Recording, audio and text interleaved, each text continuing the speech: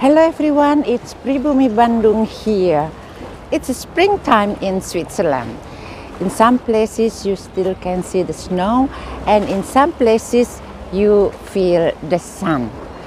Right now I'm in the place called Lugano, Ticino. So it's about 230 kilometers from Zurich airport.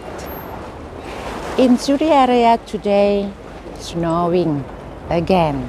Yeah, that's why I drive here, no matter quite a bit long from home, but now I can enjoy the sun. And Lugano is a biggest city in canton of Ticino. Right behind me is Lake Lugano Lake. And before I bring you to walk around inside the old town, old city of Lugano, so a little bit windy today, but I'm happy it's a sunshine.